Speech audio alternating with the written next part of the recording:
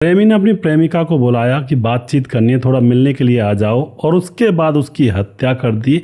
हत्या करने के बाद उसकी लाश के साथ वह दरिंदगी और वहशियत करता रहा और उसके साथ संबंध बनाता रहा। उसके बाद दोस्तों 4 दिन तक कमरे में वह लाश रखी रही और 5वें दिन जब राज खुलता है तो पता चलता है। और फिर उस प्रेमी ने जब लाश के साथ संबंध बना रहा था, जब उसकी मौत हो गई थी, तो अपनी प्रेमिका को तंत्र विद्या करके जिंदा करने की भी उसने कोशिश की थी, कोशिश कर रहा था। मगर जब 5वें दिन वह लाश लोगों को मिलती है तो यहाँ पर एक बहुत बड़े मामले का खुलासा होता है कि इस दुनिया के अंदर क्या ऐसे भी दरिंदे रहा करते हैं। पूरी कहानी देखिएगा दोस्तों, बहुत ही मार्मिक कहानी है और इन घटनाओं से बहुत कुछ सीखने को मिलता है जीवन के अंदर कि हमें ऐसी गलती नहीं करनी चाहिए। यहाँ पर एक गलती जो लड़की ने की थी, ऐसी तो बिल्कुल ना करें। और वो नौजवान लड़कियाँ इस वीडियो को पूरा ज़रूर देखें जिनके बाहर अफेयर चले हुए हैं। नमस्कार, मैं हूं सुदेश कुमार और तिरछीवाद चैनल में आपका स्वागत है। यह घटना घटित होती है मध्य प्रदेश के अंदर इंदौर, और इंदौर के अंदर राजवीर बाजार इलाका पड़ता है। उसके अंदर कोमल नाम की लड़की, उम्र 24 साल और MBA की पढ़ाई लिखाई कर रही है। माता पिता हैं, एक छोटी बहन है, भाई इनका है नहीं। यह पूरा परिवार है, कोई दिक्कत नहीं है। यह बेटी बड़ी है जो कोमल है। अब 10 फरवरी की शाम को 4 बजे जो कोमल होती है, उसका जो पिता होता है, वह कहीं स्कूटी लेकर जा रहा था। तभी कोमल बोलती है कि पापा रुको रुको, मुझे भी थोड़ा अपने साथ बिठा लो। पापा कहता कहाँ जाओगी? कोमल कहती मुझे अपने आधार कार्ड में कुछ चेंजिंग करवानी है, फ़ोन नंबर ऐड करवाना है, मुझे तुम वहीं पर साइबर कैफ़े पर छोड़ देना, उतार देना, और 1 घंटे का काम है, उसके बाद मैं अपने घर आ जाऊंगी। उसके बाद जो पापा होता है वह उसको अपनी स्कूटी पर बिठा करके सीधा साइबर कैफ़े पर उतार देता है और उसके बाद वह अपने काम के लिए निकल जाता है और कहकर जाता बेटी घर पहुँचना सीधे। अब उसके बाद दोस्तों 1 घंटे के बाद जो कोमल होती है वह अपनी छोटी बहन के पास फ़ोन करती है और उससे फ़ोन करके बोलती है कि मैं अपने प्रेमी पीयूष से मिलने के लिए जा रही हूँ, उसकी बर्थडे की पार्टी है और वहाँ पर मैं रात को 12 बजे तक रुकूंगी। और भी कॉलेज के यार दोस्त आए हैं, दोस्त जो वहाँ पर इकट्ठे हुए हैं, मेरी सहेली भी आई है, और यार तू संभाल लेना जैसे भी संभाल सके। छोटी बहन उसकी बात को मान लेती है। उसके बाद रात होती है, रात को 11 बजते हैं। 11 बजे तक भी वह कोमल वापस नहीं आई थी। छोटी बहन परेशान, माँ बाप परेशान। वैसे तो छोटी बहन ने कह दिया था माँ बाप से कि अपनी सहेलियों के जन्मदिन में गई है, जल्दी आ जाएगी। दोस्तों ये जो सहेली का जन्मदिन होता है ना, इसके बहाने बहुत बार लगाए जाते हैं। कभी किसी सहेली का जन्मदिन होता है और वैलेंटाइन डे पर बहुत सारी लड़कियां सहेली का जन्मदिन बताती हैं और घर वालों को चूतिया बना करके निकल जाती हैं। अब यहाँ पर भी ऐसा ही हुआ था।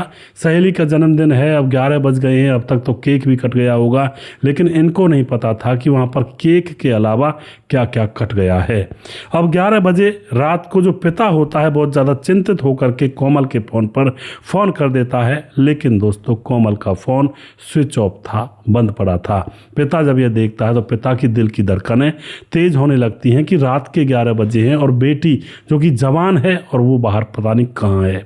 उसके बाद छोटी बेटी जो होती है उसने पीयूष का नंबर दिया कि पापा ये लो, ये लड़का भी उनकी पार्टी में है। तो पीयूष के फ़ोन पर जब फ़ोन किया जाता है तो पीयूष फ़ोन नहीं उठाता है। अब तो यहाँ पर माँ बाप की दिल की धड़कनें और ज़्यादा बढ़ जाती हैं। इसी इंतज़ार में सुबह हो जाती है, क्योंकि इनको पता तो था नहीं कहाँ गई है आखिर। सुबह हो जाती है, सुबह तक भी बेटी नहीं आती है। तो सुबह सुबह जैसे ही कॉलेज का टाइम होता है तो अब बेटी तो नहीं आई थी, लेकिन पिता के फ़ोन पर बेटी के कॉलेज के प्रिंसिपल का फ़ोन आता है और वह कहता है कि आप जल्दी से जल्दी कॉलेज आ जाइए। और जो पिता होता है वह अपनी बेटी के कॉलेज में तुरंत पहुंच जाता है और वहां जाकर के जब प्रिंसिपल से मिलता है कि सर बताइए क्या बात है, क्यों बुलाया है आपने, तो प्रिंसिपल एक वीडियो दिखाता है। उस वीडियो के अंदर इसकी बेटी कोमल, इस पिता की बेटी, निर्वस्त्र थी और किसी लड़के के साथ संबंध बनाए जा रहे थे और जो लड़का था उसके चेहरे पर इमोजी लगी हुई थी वीडियो के अंदर। और प्रिंसिपल प्रिंसिपल कहता है कि ये वीडियो तुम्हारी बेटी ने अपने फ़ोन से कॉलेज के बच्चों के ग्रुप पर भेजा है और तुम्हारी बेटी ने अपने स्टेटस पर भी यह वीडियो लगा रखा है। पिता एकदम से स्टेटस खोलकर देखता बेटी का, तो स्टेटस पर यह वीडियो चल रहा था। अब जो पिता होता है इतना तो समझदार था, कहता है प्रिंसिपल से कि सर ऐसा तो नहीं हो सकता कि मेरी बेटी इन चीज़ों को लगाए। कोई भी लड़का लड़की अपनी बदनामी तो नहीं करेगा, कोई काम अगर गुपचुप तरीके से करेगा भी तो अपने उसको छुपा कर रखेगा।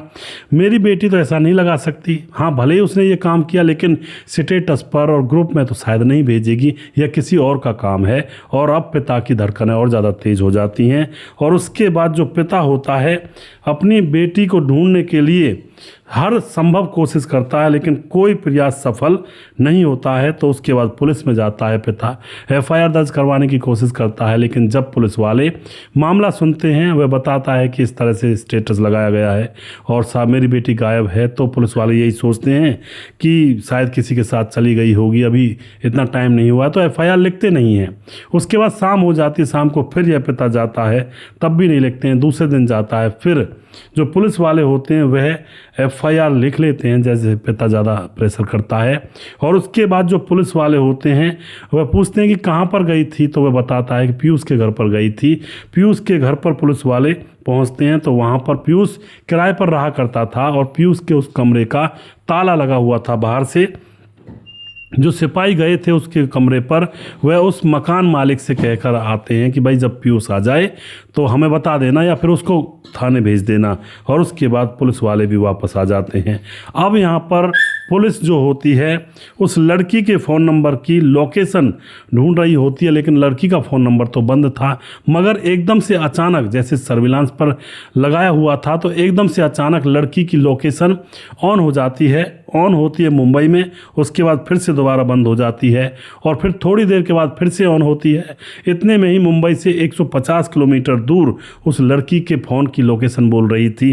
तो पुलिस अब टाल मटोल करने लगती है, क्योंकि पुलिस को पूरा यकीन हो गया था कि लड़की किसी लड़के के साथ भाग गई है और वह सफ़र कर रहे हैं और कहीं जा रहे हैं, क्योंकि यही लगेगा सब किसी को भी जब इस तरह से मामला होगा। मगर मामला कुछ और था दोस्तों। अब यहाँ पर 2 बार फ़ोन की लोकेशन चालू हो चुकी थी। उसके बाद यह 10 फरवरी को लड़की गई थी और अब आ जाता है 13 फरवरी। 13 फरवरी को अब जो पीयूष होता है उसके कमरे में से बदबू आने लगती है मकान मालिक को। पहले तो इधर उधर देखते हैं कि कहीं कोई कुत्ता मरा पड़ा हो या फिर कोई जीव जंतु मर गया हो और उसकी डेड बॉडी सड़ रही हो, लेकिन कहीं भी पूरे मोहल्ले में कोई भी ऐसा कोई मामला नहीं मिलता है। क्योंकि दोस्तों ऐसी जो बदबू होती है ना, ये इंसान की बदबू थी, बहुत बुरी दुर्गंध होती है, पूरे मोहल्ले के लोग परेशान हो जाते हैं। अब जैसे ही मकान मालिक को पता लगता है कि भाई ये बदबू तो इस पीयूष के कमरे में से आ रही है, और उसके बाद पुलिस को बुलाया जाता है और यहाँ पर ताला तोड़ा जाता है। जैसे पुलिस आती है, ताला तोड़ती है, तो कमरे के अंदर कोमल की लाश सड़ी गली पड़ी हुई थी। यानी कि पहली नज़र में तो एक लड़की की लाश थी, बुरी तरह से गल रही थी। 3-4 दिन हो चुके थे, कीड़े पड़ रहे थे, बदबू बहुत ज़्यादा आ रही थी। उसके बाद पुलिस के साथ ये मामला मतलब पास एक एफआईआर भी लिखी हुई थी, वही हमारी बेटी कोमल खो गई है। तो कोमल के पिता को बुलाया जाता है, उसकी बहन को, उसकी माँ को बुलाया जाता है। आकर के लाश को देखकर पहचान नहीं पा रहे थे, मगर जो कपड़े थे और मौजे थे उनसे पिता पहचान लेता है, क्योंकि मौजे अभी जो पिता है वह लेकर आया था बाजार से, पिता से ही मंगवाए थे उसने वो मौजे, तो इसलिए पिता को मौजे याद थे और कपड़े उसकी माँ को याद थे और बहन को याद थे कि ये कपड़ा, ये सूट तो मेरे साथ खरीदा था जब मैंने अपना सूट खरीदा था। अब उसके बाद दोस्तों पहचान हो जाती है कि यही कोमल है, और उसके बाद यहाँ पर रोना धोना स्टार्ट हो जाता है घर वालों का कि हमारी बेटी की हत्या कर दी गई है। पुलिस अपना काम करती है, लाश को उठाती है, पोस्टमार्टम के लिए उसको भेज दिया जाता है। तो वहाँ से जब रिपोर्ट आती है तो पता लगता है कि इसके गले को रस्सी से घोटा गया है और 3-4 दिन पहले इसकी मौत हुई है। अब ये रिपोर्ट जब आ चुकी थी तो अब ऊपर से पुलिस का जो एक्शन होता है वह एक्शन ये होता है कि भाई पीयूष के कमरे में ये लाश मिली है, और जो पीयूष है वह 10 फरवरी को उसने इसको बुलाया था।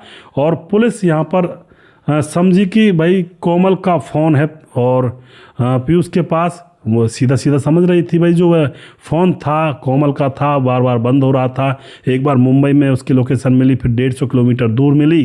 तो इसका मतलब पुलिस समझ जाती है कि पीयूष के पास ही इस कोमल का फ़ोन है, क्योंकि कोमल तो यहाँ पर मृत पड़ी हुई है और यहाँ पर कोई फ़ोन भी नहीं है।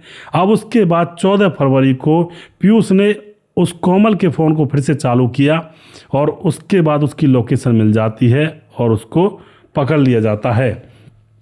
पकड़ने के बाद उससे सख्ती से पूछताछ की जाती है। पीयूष से जब सख्ती से पूछताछ की जाती है तो टूट जाता है। इतना बड़ा कोई अपराधी कातिल ज़्यादा तो नहीं था, लेकिन यहाँ पर अपराध बड़ा किया था पहली बार। अब राज खुलता है, वह पुलिस को सारी कहानी बताता है। वह बताता है पीयूष उसका नाम है और आज से 3 साल पहले कोमल से उसको प्यार हो गया था, क्योंकि कोमल उसकी क्लासमेट है। दोनों एक साथ पढ़ा करते हैं, एक ही बेंच पर बैठा करते, एक दूसरे की तरफ देखकर मुस्कुराया करते, तो दोनों एक दूसरे को प्यार अपना दिल दे बैठते हैं। जो पीयूष है वह मंदसौर का रहने वाला है पीछे से। उसके पिता किराना की दुकान चलाया करता है। अब जो पीयूष होता है उसको नशे की लत लग जाती है यहाँ पर रहते रहते, क्योंकि कॉलेज में पढ़ने जाता है तो रूम पर रहा करता है। पीयूष के माँ बाप पैसे भेजते हैं, वह कॉलेज में पढ़ाई पर तो ध्यान कम देता है। उन पैसों से शराब, बियर, पहले बियर पीनी चालू की थी, उसके बाद बियर का चस्का लग गया, फिर बियर में नशा कम होता है तो उसने फिर कोई शराब वगैरह पीना स्टार्ट कर दिया। उसके बाद इसको नशे की लत लग गई होती है। अब तो नशे की लत थी और पीयूष ने अपनी गर्लफ्रेंड कोमल को अपने पास बुला लिया था और फिर उसको, इनकी प्लानिंग थी पहले से कि भाई संबंध बनाएंगे। कोमल अपनी सहेली की पार्टी का बहाना दे करके अपने घर से निकल जाती है। अपनी छोटी बहन को बता देती है कि मैं पीयूष के पास जा रही हूँ और तुम घर वालों से कह देना कि वो अपनी सहेली की पार्टी में गई है। इस तरह से यहाँ पर कोमल अपने घर वालों को उल्लू बना करके पहुँच जाती है पीयूष के कमरे पर। वहाँ पर वह पहले से ही नशेबाजी कर रहा था, शराब वगैरह पी रहा था और फिर ये दोनों संबंध बनाने लगते हैं।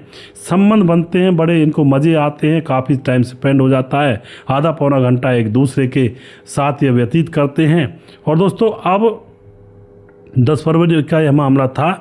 जो पीयूष था उसने काफ़ी ज़्यादा बियरें वगैरह, शराब वगैरह पी रखी थी। तो अब दोनों अपना काम ख़त्म करने के बाद बैठ जाते हैं एक दूसरे के पास, बातचीत होने लगती हैं, एक दूसरे की बाहों में सिमटे हुए थे। तो कोमल एकदम से कहती है पीयूष अब शादी कर लेनी चाहिए हमें, 3 साल हो गए हैं एक दूसरे के साथ संबंध बनाते बनाते, कभी कोई बच्चा वगैरह ठहर गया तो परेशानी हो जाएगी। लेकिन पीयूष कहता बच्चा कैसे ठहरेगा, पहले से ही तो हम गोली टैबलेट ले लेते हैं। लेकिन कोमल कहती है ये बात बहुत पुरानी हो गई, अब तुम मुझसे शादी कर लो, मुझसे तुम्हारे बगैर रहा नहीं जा रहा है। मगर दोस्तों पीयूष कहाँ शादी करने वाला था, वह तो सिर्फ और सिर्फ मज़े ले रहा था और आराम से उस लड़की के साथ अय्यासियाँ कर रहा था। उसके बाद यह मना करता पीयूष, नहीं मैं शादी थोड़ी करूँगा तुमसे। इतने में कोमल कहती है शादी नहीं करोगे तुम मुझसे, फिर मैं कोई पागल हूँ जो तुम्हारे पीछे पीछे घूमती हूँ। इस बात को लेकर इनके बीच में झगड़ा होता है और पीयूष को लगता है कि ये मेरी बेइज्जती कर रही है। वहाँ पर एक रस्सी पड़ी हुई थी और रस्सी से अब यह कोमल का गला घोंट देता है और तब तक घोंटे रखता जब तक उसकी मौत ना हो जाए। उसकी हत्या कर देता है और उसके बाद फिर इसका मन नहीं भरता है, उसकी लाश के साथ फिर से रेप करता है और मरी हुई अपनी प्रेमिका के साथ। फिर उसके बाद थोड़ा बैठ जाता है रेप करने के बाद और फिर यह सोचता है कि यार ये तो मर गई, बड़ा बुरा काम हो गया। फिर ये यूट्यूब पर देखता है कि मरे हुए आदमी को जिंदा कैसे किया जाए तंत्र विद्या के द्वारा। तो यूट्यूब पर काफ़ी मशक्क़त करता है लेकिन कुछ भी ऐसा नहीं मिलता है और जो किसी लाश को जिंदा कर सके। कोशिश भी करता है, कुछ मंत्र वगैरह किसी ने बता रखे होंगे थोड़े बहुत, तो कोशिश भी करता है बैठ करके, लेकिन कुछ नहीं होता है तंत्र विद्या से। और उसके बाद ये समझ जाता है कि मामला बिगड़ चुका है और अब यह वहाँ से रफू चक्कर हो जाता है और इस लड़की का, कोमल का फ़ोन अपने साथ ले जाता है। दोस्तों कोमल की इसको याद बहुत ज़्यादा आ रही थी जब ये ट्रेन में बैठा हुआ था, तो कोमल के फ़ोन से, उसको बंद कर रखा था, कोमल के फ़ोन से यूट्यूब चलाकर यह जानना चाहता था कि आत्मा से बात कैसे कर सकते हैं। यह कोमल की आत्मा से बात करना चाहता था। अफसोस बता रहा था कि मुझे अफसोस आ रहा था और भले ये गलती हो गई मेरे से, लेकिन देखता हूँ आत्मा से बात हो जाए तो उससे कुछ बात करूँगा, माफ़ी मांग लूँगा। लेकिन यह तो दोस्तों बेवकूफ़ी वाली बात थी, शायद उसका दिमाग चटका हुआ था। अब बार बार इसीलिए वह कोमल के फ़ोन को चलाता, यूट्यूब देखता और आत्मा से बात करने के वीडियोस ढूंढा करता और अफसोस में था कि मैंने नशे में उसको मार दिया। इस तरह की कहानी यह पुलिस को बताता है। और फिर उसके बाद जो बार बार यह उस लड़की के फ़ोन को चला कर देख रहा था, तो उसी के कारण इसको 14 फरवरी को लोकेशन के ज़रिए पकड़ लिया जाता है। सारी कहानी लोगों के सामने और पुलिस के सामने थी और इसको जेल में डाल दिया जाता है। अब यहाँ पर गलती किसकी? गलती दोस्तों मैं तो उस लड़की की मानूंगा जो अपने माँ बाप से झूठ बोल करके अय्यासी करने के लिए इस लड़के के ठिकाने पर पहुंच गई। लड़का पहले से ही अय्यास था, शराबी वगैरह जो भी उसको नशे पत्ते करने थे वो कर रहा था। तो ऐसे लड़के के पास एक लड़की अपने घर वालों को उल्लू बनाकर पहुंच जाए तो इसमें किसकी गलती है? भैया लड़की की गलती है। परवरिश खराब थी, जो इस तरह से 3 साल से मुंह काला करती हुई घूम रही थी, माँ बाप को पता तक नहीं था। और दूसरी बात गलती लड़के की तो है ही भाई, किसी की हत्या करना कोई ऐसा तो नहीं है भाई, वो बहुत अच्छा काम है, बहुत बुरा काम है, और लड़के की तो सबसे बड़ी गलती है ही। तो आप जो भी कुछ कहना चाहते हैं अपनी राय कमेंट बॉक्स में लिख सकते हैं। और उन बहन बेटियों से मैं भी कुछ कहना चाहता हूं जो घर वालों को पागल बना करके कभी मुझे तो पार्टी में जाना है, मेरी सहेली का जन्मदिन है, मेरी सहेली के घर पर एक फंक्शन है, कॉलेज के दोस्त इकट्ठे हुए वहाँ पर एक पार्टी चल रही है और मुझे अपने किसी के घर पर पूजा पाठ के लिए जाना है। भैया इन चीज़ों को कहना बंद कर दो। माँ बाप को धोखे में रखोगे तो किसी दिन खुद धोखा खा जाओगे, जैसे यहाँ पर कोमल धोखा खा गई। क्योंकि आजकल के जो अफेयर है उनमें यही तो होता है, मिलने जाना, जा रही है लड़का लड़की ओयो होटल के अंदर, घर वालों से कहकर जा रही है कि हम एक्स्ट्रा क्लास लेने जा रहे हैं, और एक्स्ट्रा क्लास के चक्कर में एक्स्ट्रा ही एक्टिविटी करके आते हैं ओयो होटल्स के अंदर। ये चला हुआ है दोस्तों, 12वीं की हो या फिर बीए की लड़की हो या फिर लड़का हो 12वीं का लड़का हो, आजकल तो ये सिस्टम स्कूल से ही चालू हो जाता है। पहले ज़माने में आज से 20-30 साल पहले स्कूल तक बच्चे ये जानते भी नहीं थे कि आखिर क्या होता है। लड़के लड़की साथ पढ़ते थे लेकिन एक बहन का रिश्ता होता था एक दूसरे के साथ। लेकिन आज के दौर में गांव के गांव भी अगर लड़का लड़की पढ़ रही है ना एक स्कूल में, एक क्लास में, भैया कौन कौन सी नज़र से देखते हैं। इतना ज़माना ख़राब हो गया है। हम खुद पढ़ते थे अपने गाँव के सरकारी स्कूल में, तो जितनी भी लड़कियाँ थी सबका आपस में रिश्ता बहन भाई का था। लेकिन अब अगर आप जाकर देखोगे ना एक ही गांव के स्कूल में, अगर उन लड़कों की हिस्ट्री और लड़कियों की हिस्ट्री जांच पड़ताल करोगे तो भैया बहुत बुरा माहौल चला हुआ है। बहन भाई तो बहुत दूर की बात है, पता नहीं कौन कौन से रिश्ते हो जाते हैं आज के दौर में। लड़कियां दोस्तों ऐसा भी चलन चला हुआ है, जब करवा चौथ आती है ना, लड़कियां मांग भर लेती हैं, चुपचाप मांग भर के सोती है और अब चुपचाप छत पे चढ़ के और चंदा को पानी देना और अपने छलनी से अपने प्रेमी का फ़ोटो देखना, ये चीज़ें आम हो चुकी हैं आज के दौर में। और ये चुपचाप कुंवारी लड़कियां भी करती हैं ऐसा काम। और आपने देखा होगा वैलेंटाइन डे पर कितनी ही लड़कियां, न जाने कितने ही लड़के ऐसे कृत्य में लगे रहते हैं और ओयो रूम फुल खचाखच भरे रहते हैं, फुर्सत नहीं होती है उन पर। तो भैया कहाँ जा रहा है देश और क्या हो रहा है, बड़ा बुरा लगता है जब इन चीज़ों को देखते हैं। आप जो भी कुछ कहना चाहते हैं अपनी राय कमेंट बॉक्स में लिख सकते हैं। और वीडियो के लास्ट में कुछ भाइयों के नाम जरूर लेना चाहूँगा जो हमारे वीडियोस को देखते हैं और हमें खूब सपोर्ट करते हैं। और नाम दोस्तों कुछ ज़्यादा हो जाते हैं तो इसलिए थोड़ा कम लूँगा जितने लिए जाएंगे, क्योंकि ज़्यादा नाम हो जाते हैं ना वीडियो का सारा पिछला जो रिटेंशन है वो ख़त्म हो जाता है। तो नाम बहुत कम लेने की कोशिश करूँगा, जल्दी में निपटाऊँगा, मतलब जल्दी नाम लूँगा। हमारे साथ विमलेश कुमार, फैंटेस्टिक स्टोरी है जी, बहुत बहुत धन्यवाद। अमित पटेल कमेंट करते हैं। उसके बाद हमारे साथ समाधान पाटिल जलगांव महाराज से कमेंट करते हैं। और उसके बाद गणेश सोनी कमेंट करते हैं। सुजीत कुमार हैं। प्रदीप पासी कमेंट करते हैं, बहुत अच्छी जानकारी देते हो सर। और प्रदीप पासी उत्तर प्रदेश अध्यक्ष दिल्ली छतरपुर सलोन विधानसभा रायबरेली, बहुत बहुत धन्यवाद करते हैं जी। और उसके बाद सन्नी पटेल कमेंट करते हैं। और उसके बाद हमारे साथ हैं सिकरम राज हैं, देवेंद्र कुमार हैं, सुमेर सिंह कमेंट करते हैं, इंद्रेश कुमार कमेंट करते हैं, सूरज डियो फिजी से कमेंट करते हैं और सुमेर कुमार कमेंट करते हैं, मुनुन श्रीवास्तव जी कमेंट करते हैं, प्रवीण बघेल शिवपुरी से कमेंट करते हैं और रजत सैनी कमेंट करते हैं। और उसके बाद इस वीडियो के अंदर सूरज डियो हमारे फिजी से कमेंट करते हैं। मैं हर वीडियो में पिछले एक वीडियो के कमेंट्स पढ़ता हूँ, तो इस वीडियो में यही कमेंट्स आए हैं दोस्तों। और अब इस कमेंट बॉक्स में जिन भाइयों के नाम रहेंगे लगे वो अगले वीडियो में कमेंट कर देना, उनका नाम मैं अगले वीडियो में ले लूँगा।